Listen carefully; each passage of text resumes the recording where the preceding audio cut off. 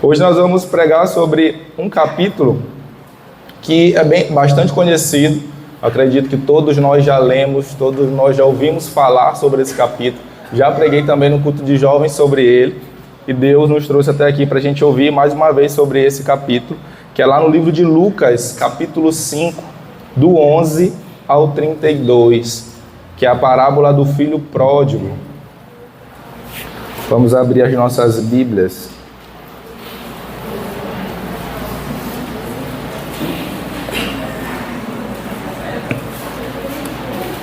Lucas capítulo 15, do 11 ao 32.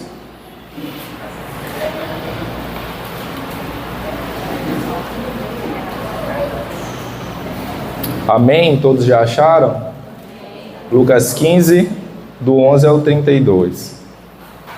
Lucas 15, do 11 ao 32 vai dizer assim: Jesus continuou.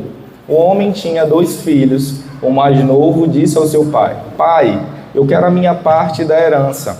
Assim ele repartiu a sua propriedade entre eles. Não muito tempo depois, o filho mais novo reuniu tudo o que tinha e foi para uma região distante. E lá desperdiçou seus bens, vivendo irresponsavelmente. Depois de ter gasto tudo, houve uma grande fome em toda aquela região, e ele começou a passar necessidade. Por isso foi empregar-se com um dos cidadãos daquela região, que o mandou para o seu campo, a fim de cuidar de porcos. Ele desejava encher o estômago com as vargens de alfarrobeira que os porcos comiam, mas ninguém lhe dava nada. Caindo em si, ele disse: Quantos empregados meu pai tem comida de sobra, e eu aqui, morrendo de fome? Eu me porei a caminho e voltarei para o meu pai e lhe direi: Pai, pequei contra o céu e contra ti. Não sou mais digno de ser chamado teu filho. Trata-me como um dos teus empregados. A seguir, levantou-se e foi para o seu pai. Estando ainda longe, o seu pai o viu e, cheio de compaixão, correu para o seu filho e o abraçou e o beijou. O filho lhe disse: Pai, pequei contra o céu e contra ti. Não sou mais digno de ser chamado teu filho. Mas o pai disse aos servos: Depressa, tragam a melhor roupa e vistam nele. Coloquem um anel em seu dedo e calçado em seus pés. Tragam um novilho gordo e o matem. Vamos fazer uma festa e alegrar-nos, pois este meu filho estava morto e voltou à vida. Estava perdido e foi achado. E começaram a festejar o seu regresso. Enquanto isso, o filho mais velho estava no campo. Quando se aproximou da casa, ouviu a música e a dança. Então chamou um dos seus servos e perguntou-lhe o que estava acontecendo. Esse lhe respondeu: Seu irmão voltou, e o seu pai matou um novilho gordo, porque o recebeu de volta sã e salvo. O filho mais velho encheu-se de ira e não quis entrar. Então seu pai saiu, insistiu com ele, mas ele respondeu a seu pai: Olha, todos esses anos tenho trabalhado como um escravo ao teu serviço e nunca desobedeci às tuas ordens, mas tu nunca me deste nenhum cabrito para eu festejar com os meus amigos. Mas quando volta para casa esse teu filho, que esbanjou os teus bens com prostituta, matas um novilho gordo para ele.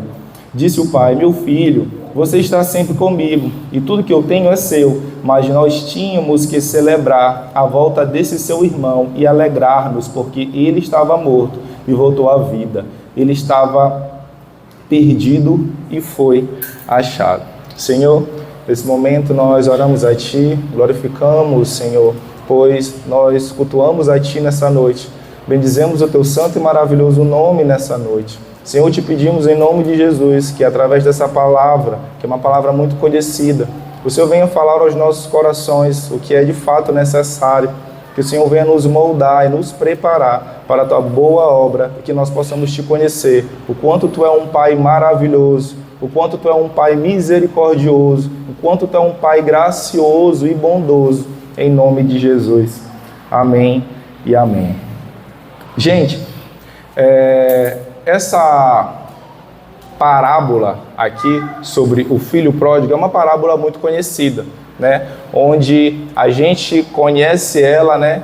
E quando a gente vê várias pessoas pregando, a gente vê aí que tem muitas pessoas que pregam ela em uma intensidade, focando simplesmente, somente no filho pródigo. Mas antes de nós chegarmos a esse ponto do filho pródigo, nós precisamos entender sobre parábolas, não é verdade? E qual é o significado da palavra parábola? A palavra parábola, ela tem como significado a primeira parte, né, que é para, significa ao lado, e bolar significa lançar. A palavra parábola significa lançar ao lado. Ou, em outras palavras, ela significa lançar ou colocar ao lado, em termos de comparação. Ou seja, a parábola é uma comparação entre duas coisas que são semelhantes em algum aspecto. E outra pergunta que eu tenho para fazer para vocês: o que a parábola carrega em si, né? E eu fiz a pergunta e eu vou responder. A parábola, ela carrega em si comparações, como a gente acabou de falar, e também carrega em si uma lição espiritual. Toda parábola, ela precisa, obviamente, ter comparação e uma lição espiritual. Se houver apenas comparação, é só comparação. Se não tiver lição espiritual, não é parábola. Mas se houver só lição espiritual, é só lição espiritual, porque não vai haver comparação, então não é parábola. Então a parábola, ela precisa ter uma comparação e precisa também ter uma lição espiritual. E aí também, dentro aqui dessas perguntas que eu falei para vocês, e eu também estou respondendo essas perguntas, eu tinha uma dúvida a respeito das parábolas, que essa dúvida eu quero expressar para vocês em uma pergunta. Eu quero compartilhar com vocês essa pergunta. As parábolas, elas serviam para trazer clareza a respeito do reino de Deus, ou as parábolas eram para dificultar a compreensão das coisas a respeito do reino de Deus? Eu fazia muito essa pergunta para mim, porque algumas pessoas, eu olhava, elas falavam que ela trazia facilidade para a compreensão das coisas a respeito do reino de Deus, e também algumas pessoas, quando estavam ali pregando, falavam que as parábolas elas serviam para trazer ali uma dificuldade na compreensão a respeito do reino de Deus. Mas e aí? O que vocês acham? Quem acha que a parábola ela é para trazer clareza a respeito do reino de Deus, levanta a mão. Copiado. Quem acha que era para trazer dificuldade da compreensão? 2 levantaram as mãos, 3 levantaram as mãos ali. Muito bem. E quem acha que eram as duas coisas? Teve aí gente que levantou a mão 3 vezes aí. Mas está valendo também. Vamos ler aqui em Mateus, capítulo 13. Rapidinho. Capítulo 13, do verso 10 a 11. Mateus 13.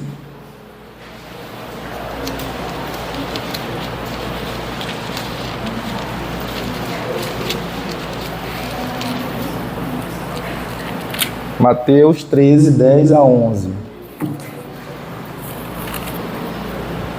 Mateus 13, 10 a 11 vai dizer assim: os discípulos aproximaram-se dele e perguntaram. Dele quem? De Jesus. Os discípulos se aproximaram dele e perguntaram: por que falas ao povo por parábola? Ele respondeu: a vocês foi dado o conhecimento dos mistérios do reino dos céus, mas a eles não. Quero ficar só com esse versículo aqui. Percebemos aqui, através desse versículo, que há 2 públicos. Aquele que é revelado os mistérios do reino dos céus e aqueles que não é revelado os mistérios do reino dos céus. Aqueles que estavam com o coração aberto é aqueles que estavam ali de coração. Aqueles que estavam de coração aberto eram aquelas pessoas que estavam ali com fome e sede de justiça. Aquelas pessoas que, quando Jesus se sentava ali próximo de um monte, eles já chegavam ali, rodeavam Jesus, né, para querer entender ali do que Jesus estava falando. E essas pessoas, elas tinham fome, elas tinham sede de conhecer verdadeiramente o Evangelho, desse homem que curava, desse homem que transformava, desse homem que multiplicava. Eram pessoas que estavam com o coração aberto para entender desse novo reino, que era o reino de Deus, que até então era um reino novo porque eles não conheciam. E a parábola ajudava, pois essas parábolas traziam ali coisas do cotidiano deles. Então, quando ele falava ali sobre um lavrador, sobre um semeador, sobre uma viúva, eram coisas ali daquele contexto que ajudavam ali na compreensão do povo. E quando eles não entendiam, eles chegavam até Jesus, né? E Jesus ali explicavam a ele. Porém, ele vai dizer assim: a vocês foi dado o conhecimento do mistério do reino dos céus, mas a eles não. Mas quem são eles? Eles que ele fala aqui, que não é revelado esse mistério do reino dos céus, são aqueles do coração endurecido. Quem eram aqueles do coração endurecido? Eram os escribas, eram os homens da lei, eram os fariseus, que se juntavam no meio ali da multidão, não para estar lá apreciando aquela palavra que estava sendo pregada por Jesus, mas sim para julgar, para levantar ali falso testemunho, para arrecadar pista, para incriminar Jesus, para que ele fosse crucificado.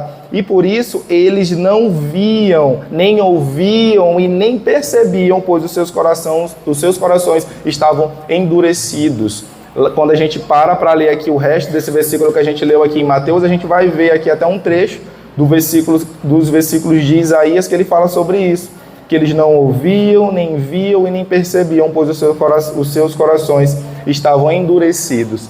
Eles não estavam ali como um aluno de coração aberto, como uma pessoa que queria ali conhecer mais da palavra de Deus, mas eles estavam ali com o coração endurecido, prontos para condenar e falar contra aquele reino que estava sendo pregado por Jesus.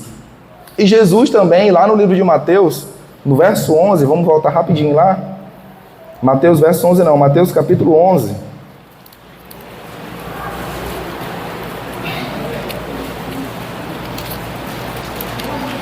Mateus capítulo 11, do 25 ao 26.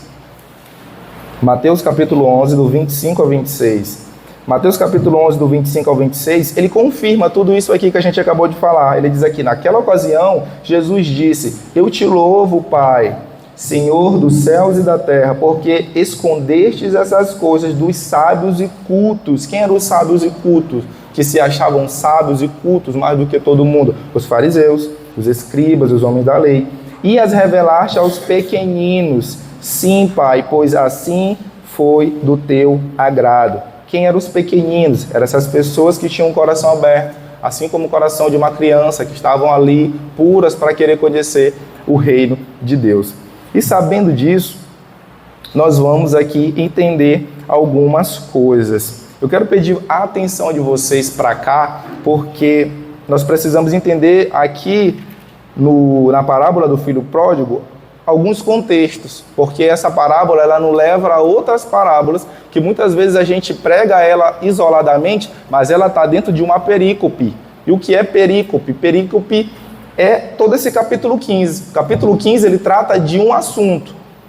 E aqui é uma abordagem de uma perícope, é um grande trecho que fala de um assunto. E a parábola do filho pródigo ela é bastante conhecida, todos vocês conhecem, porém ela é muito rica de detalhes. Embora nós passamos por cima, se a gente parar para prestar atenção, nós percebemos o quão Deus é grandioso, o quão Deus ele é maravilhoso.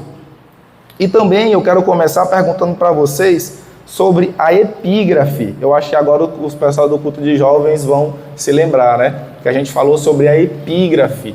Mas o que é epígrafe? Epígrafe é um pequeno texto, sempre escrito no início de um livro, capítulo ou artigo.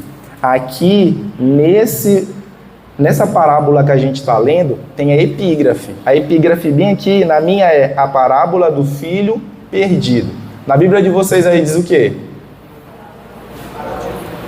A parábola do filho perdido. O que mais? Tem alguém que é diferente do filho perdido? A parábola do filho pródigo. Isso aqui é uma epígrafe. Aí, só para saber se vocês entenderam o que é epígrafe, vocês vão me dizer, aí no capítulo 15, tem quantas epígrafes? 3 epígrafes. Quais são elas?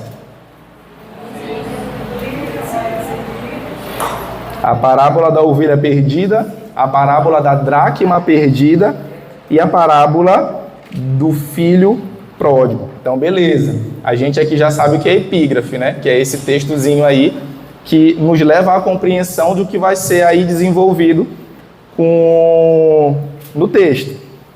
O texto original, o texto canônico aqui, não existia isso. O texto original, ele era um texto liso, né? Quando ele escreveu ali um texto liso, né? Direto. E o texto aqui, ele foi colocado, essas epígrafes, pelas pessoas que foram os impressores, pelas pessoas que foram os escritores, os copistas, que eles colocaram para dar aqui o fácil manuseio para a gente. Em Lucas, capítulo 15, no verso fulano de tal. E aí a gente vem aqui rapidinho e acha. Mas quando Lucas escreveu esse livro, ele não escreveu com capítulo, ele não escreveu com epígrafe, ele escreveu liso. E aí as pessoas que fizeram as impressões, que foram os escritores, os copistas, aí foram acrescentados aqui os capítulos, as epígrafes, os versículos, que eram justamente para nos trazer aqui um fácil manuseio da Bíblia. Porém, às vezes, essas epígrafes, elas tiram ali a originalidade do texto.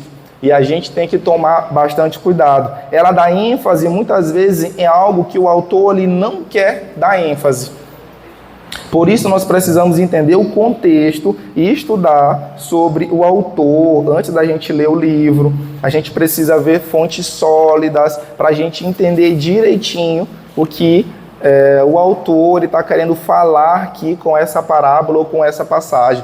Quando nós olhamos para esse texto aqui de Lucas 15, do 11 ao 32, nós percebemos que ele só fala do filho 4 vezes.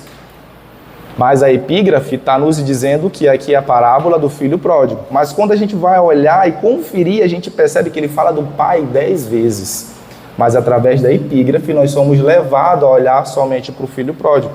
Porém, ele fala 10 vezes o nome do pai. O texto em si enfatiza mais o pai do que o filho, se a gente parar para prestar atenção. Mas por conta da epígrafe, nós somos levados, né, a olhar mais para aqui o filho pródigo. Porém, a gente passa despercebido do pai amoroso. A gente passa despercebido do quão gracioso, do quão misericordioso esse pai é, olhando apenas para o filho pródigo. E ainda tem o irmão, que muitas vezes a gente fala só do filho mais novo que saiu de casa, mas tem um filho mais velho. O irmão que estava tão perdido quanto aquele que saiu. E por muitas vezes também a gente não percebe. Mas como assim, Alexandre? Ele estava tão perdido quanto o que saiu? A gente vai entender daqui a pouquinho o quanto ele estava perdido. Porém, nós vamos desenvolver aqui o texto agora. Notem aqui no verso 11, quando ele começa, ele vai começar falando assim: Jesus, o quê? Jesus continuou. Jesus continuou. Aqui é a continuação de uma história. Qual a história que vem antes dessa história do filho pródigo? A dracma perdida ou a moeda perdida. Para nós entendermos a parábola do filho pródigo, nós precisamos entender a parábola da dracma perdida. Precisamos entender ela porque vai fazer todo o sentido quando a gente for começar a falar da parábola do filho pródigo. Vamos ler ela rapidinho aqui? Do verso 8 ao verso 10, ela diz assim: ou qual a mulher que, possuindo 10 dracmas e perdendo uma delas, não acende uma candeia, varre a casa e procura atentamente até encontrá-la?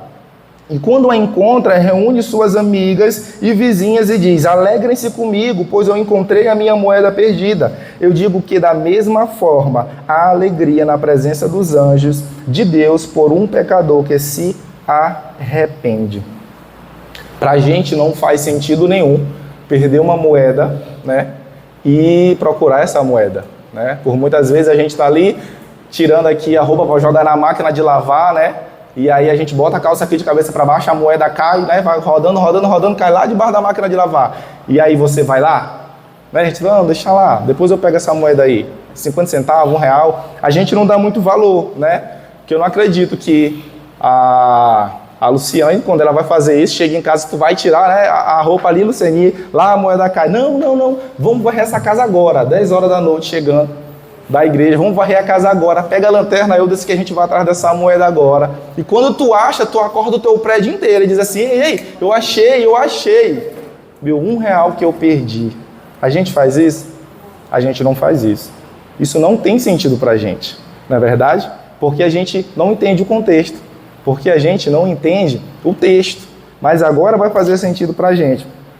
O pano de fundo aqui, daquela época, o contexto era um contexto muito machista. A mulher ali, ela não tinha muita voz, ela tinha pouca voz, e a mulher, ela casava bem cedo. A mulher, ela era arranjada a partir dos 12 anos de idade, ela já era arranjada naquele tempo.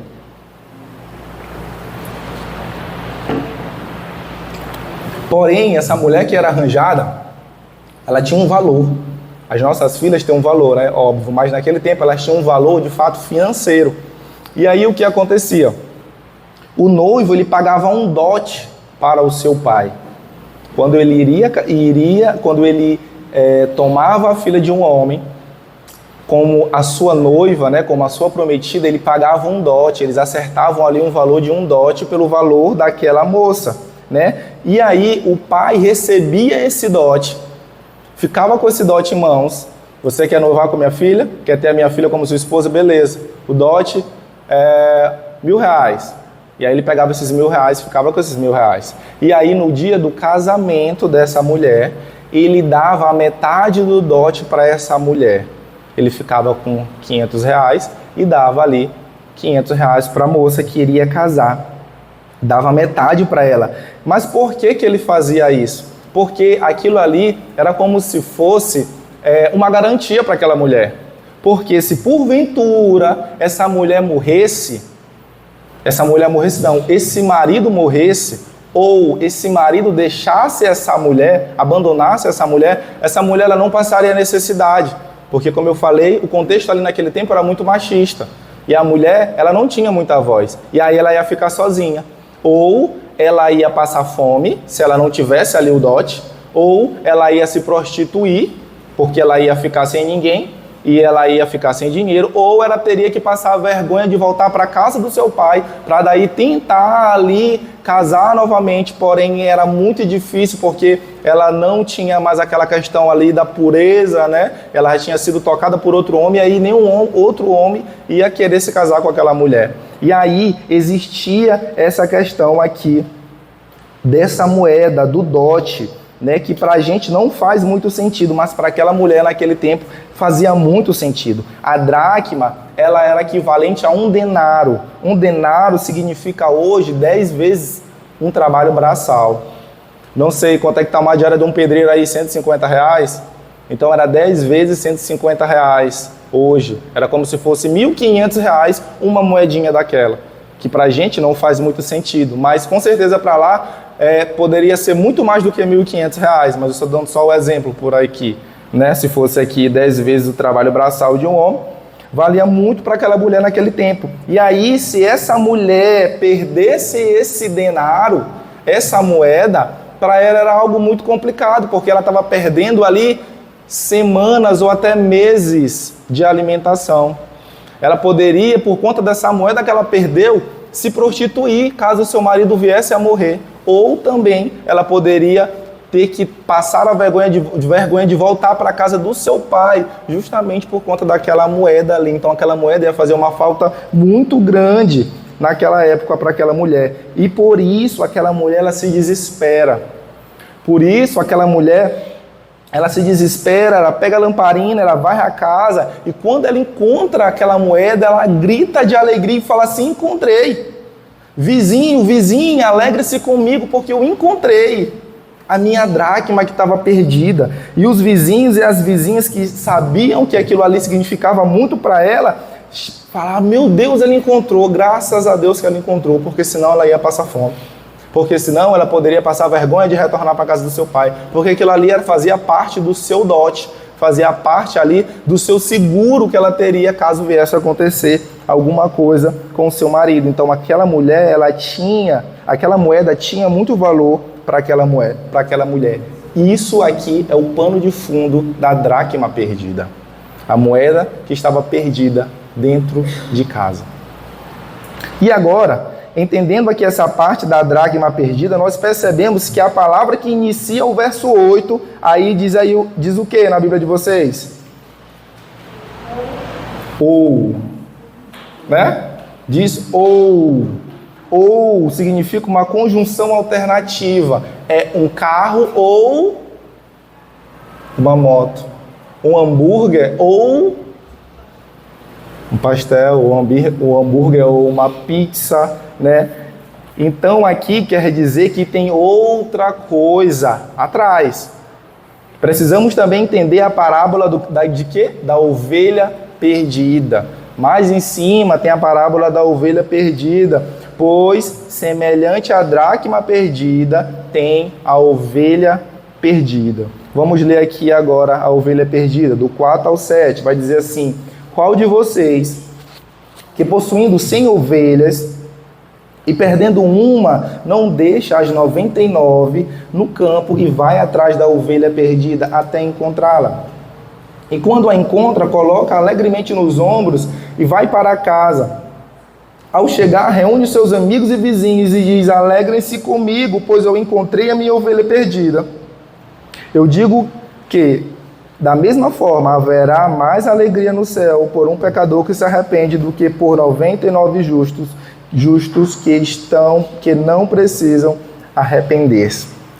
Semelhante àquela mulher da dracma perdida, tem aqui esse pastor, né, que se alegra com a ovelha que ele acha. E o pano de fundo aqui também é um pastor que cuida de 100 ovelhas. Ele cuida aqui de 100 ovelhas. Ele trabalha em uma fazenda, né? E nessa fazenda havia outras criações. Porém, ele era um funcionário, mas ele era encarregado só das ovelhas. E todos os dias, o pastor de ovelha, ele tem que tirar ali as ovelhas do aprisco e levar elas, geralmente, ali a um oásis. Oásis é um lugar próximo das águas, onde tem pastagem, né? E geralmente isso era ali em torno de 5 a 8 quilômetros. E todos os dias ele tinha que fazer isso.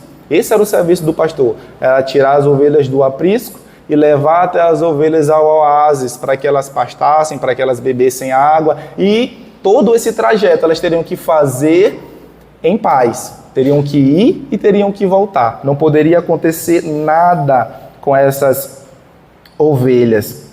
E aí ele precisava trazê-las em segurança. Não podia ser perdida nenhuma. Elas não podiam se machucar e nem ser devorada por outros animais. Então todos estavam, todo cuidado ali era pouco para aquele cara, né, o pastor, com essas ovelhas. Se acontecesse qualquer coisa com aquelas ovelhas, ele pagaria por ela. E aí, além de pagar, não era só pagar, ele perderia o seu emprego e ele não arranjaria emprego em nenhum outro lugar, porque ali o fazendeiro ele fazia questão de espalhar para todos os fazendeiros que aquele fazendeiro perdeu uma ovelha, e perdeu uma ovelha naquele tempo. Um pastor que perde uma ovelha não é digno de ser pastor. E ali, aquele pastor que perde aquela ovelha, ele era ali disseminado ali por entre os fazendeiros, através desse outro fazendeiro aqui, e ele não arranjaria mais trabalho em lugar nenhum, e consecutivamente ele ia ficar desempregado, ele ia ficar com fome, né, e tudo ia ser ruim para ele, a sua família ia passar fome. E o que acontece? E era esse aqui o pano de fundo naquele tempo. E quando os outros funcionários ficaram sabendo que eles tinham perdido essa ovelha, eles ficaram: meu Deus, ele perdeu a ovelha, ele tem que ir atrás, né? E aí, o que foi que ele fez? Ele deixou as 99, né? E foi atrás daquela que se perdeu. E era tudo ou nada ali. Ele tinha que passar por tudo para ter ali essa ovelha que se perdeu. E ele foi ali no tudo ou nada, enfrentaria tudo para não perder o emprego. E quando ele acha, o que a Bíblia diz? Que ele coloca lá nos ombros, ele se alegra, ele reúne os vizinhos e amigos e declara: achei a minha ovelha. Ou seja, ele diz assim: eu não vou perder o meu emprego, eu não vou passar fome, eu não vou nem mendigar o pão com a minha família. Então ele fala para o povo, alegrem-se comigo, pois eu achei a minha ovelha que estava perdida. E agora uma outra pergunta que eu faço para vocês, mas agora para quem Jesus contava isso? Quem eram as pessoas que Jesus ele falava sobre essas coisas, sobre essas parábolas? Agora a gente vai ler aqui do verso 1 a 2, no capítulo 15. Ele diz assim, todos os publicanos e pecadores estavam se reunindo para ouvi-lo, mas os fariseus e os mestres da lei o criticavam. Esse homem recebe pecadores e come com eles. Jesus ele estava ali em um ambiente, né? Poderia ser ali uma casa, é aqui mais provável que fosse uma casa. Ele estava ali comendo com publicanos e pecadores. E aí, naquele tempo, comer não era só comer não era só sentar ali no seu dedo e falar assim, eu vou comer, senta aqui Alexandre, ou então senta aqui Aline. Comer era algo mais do que comer, era diferente. Comer ali expressava amor, expressava intimidade, expressava amizade, expressava ali laços fortes de amizade. Então comer aqui, sentar à mesa, era algo muito maravilhoso. E aí os fariseus e mestres da lei chegam na frente da casa, olham aquela cena do lado de fora e declaram, esse cara come e bebe com pecador, come e bebe com publicanos.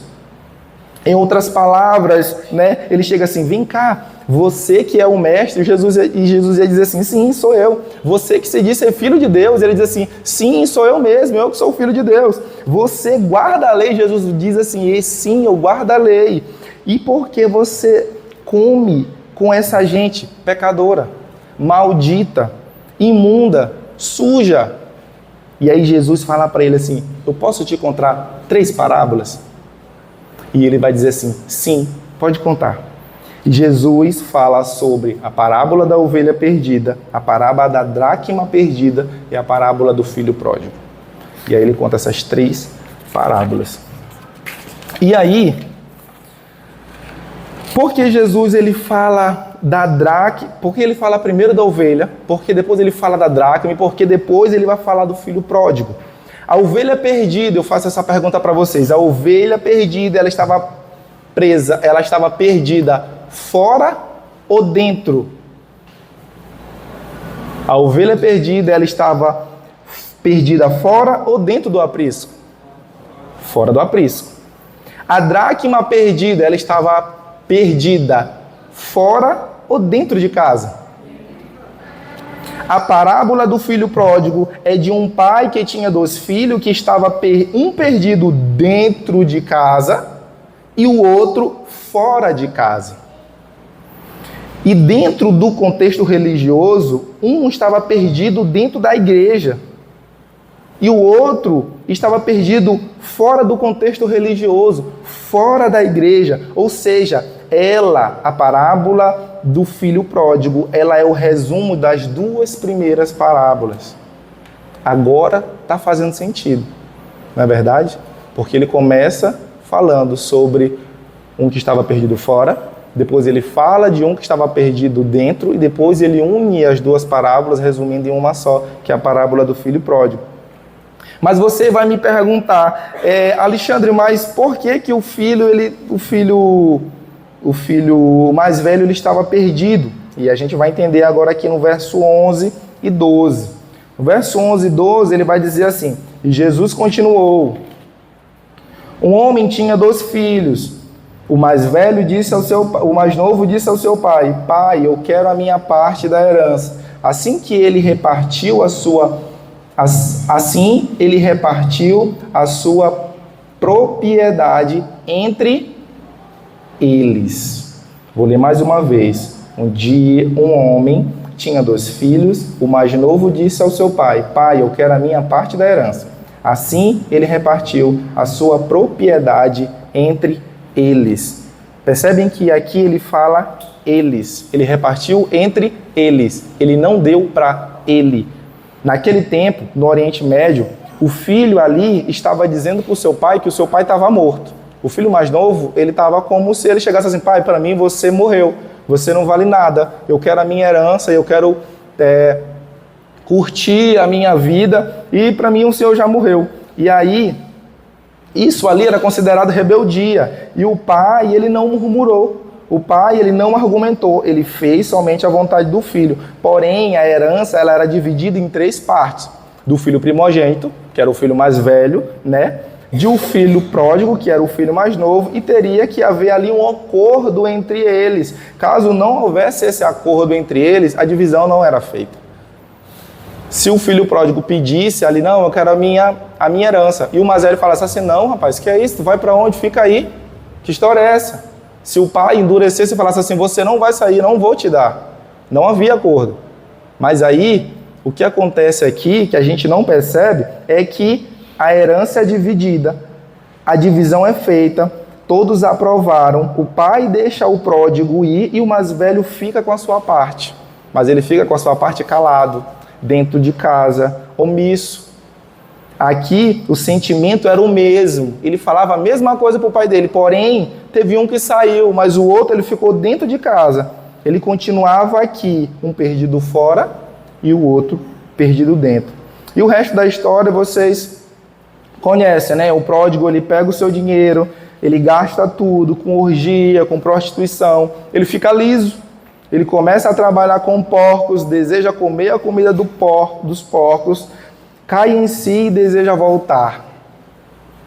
Tem uma coisa muito importante para falar aqui, que ele não come a comida dos porcos, tá bom? Tem muita gente que prega por aí dizendo que o filho pródigo, ele comeu a comida dos porcos. Ele não come, ele deseja, ele anseia comer a comida dos porcos, né? Mas ele não come.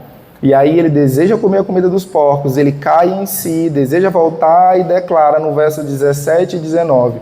Caindo em si, ele disse, quantos empregados o meu pai tem, comida de sobra, e eu aqui, morrendo de fome? Eu me porei a caminho e voltarei para o meu pai e lhe direi, pai, pequei contra os céus e contra ti. Não sou mais digno de ser chamado teu filho. Trata-me como um dos teus empregados. A seguir, levantou-se e foi até o seu pai.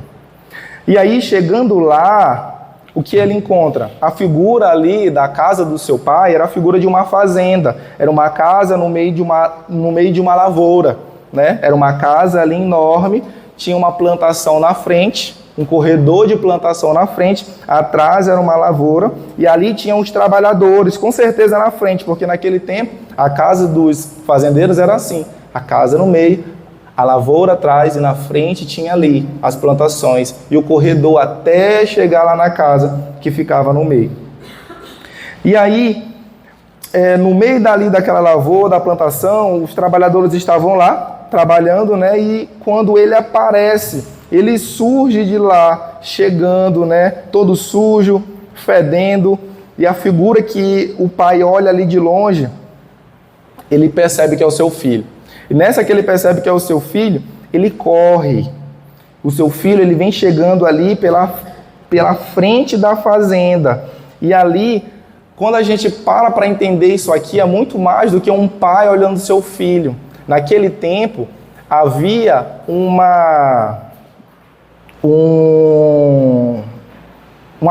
apedrejamento para aquelas pessoas que cometiam rebelião com os seus pais. Essas pessoas eram levadas ao apedrejamento. Então, quando ele chega ali na entrada da fazenda, o seu pai, ele não só corre para lhe abraçar, porque simplesmente ele estava com saudade do seu filho, mas ele corre ali para salvar a vida do seu filho.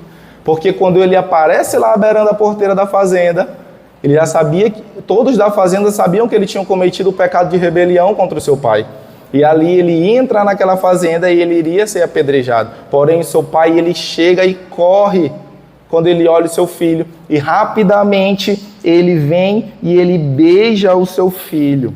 E até o beijo que ele dá no seu filho, quando a gente para também para ver ali dentro da cultura judaica, o beijo tinha significado.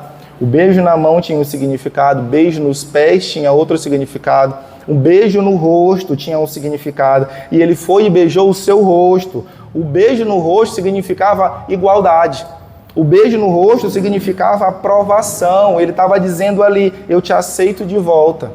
E essa atitude mostrava para todos aqueles que estavam ali olhando aquela situação, falava assim, aquela atitude: te concedi perdão.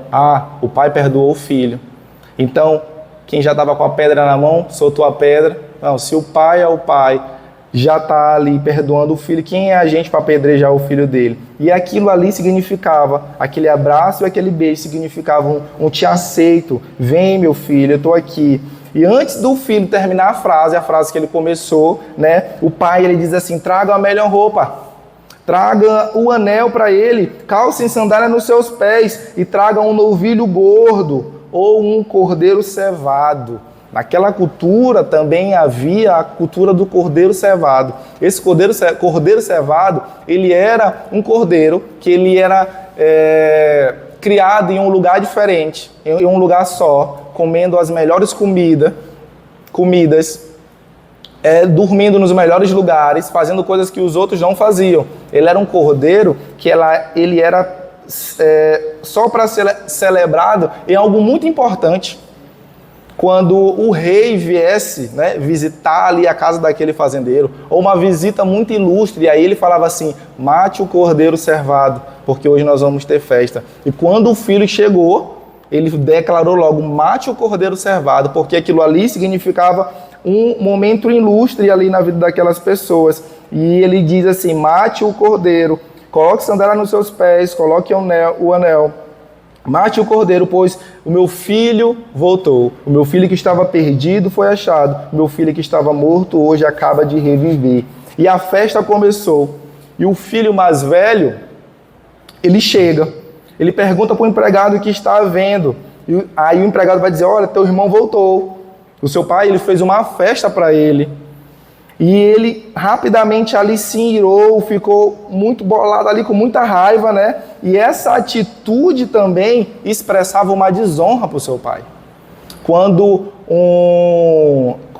uma pessoa que era um patriarca naquele tempo fazia uma festa e convidava uma pessoa para entrar, se aquela pessoa não entrasse, aquilo ali significava para ela uma expressão de desonra. Então, o pai olha toda essa situação, que o filho não quis entrar na festa, e ele vai falar com o filho: o que está acontecendo que você está me desonrando? Vamos entrar, é o seu irmão que voltou. Vamos olhar aqui do verso 28 e 32. 28 e 32 vai falar que o que o filho mais velho estava sentindo naquele momento, porque ele olhou a festa, né? E do 28 ao 32 vai falar sobre isso. O filho mais velho encheu-se de ira e não quis entrar.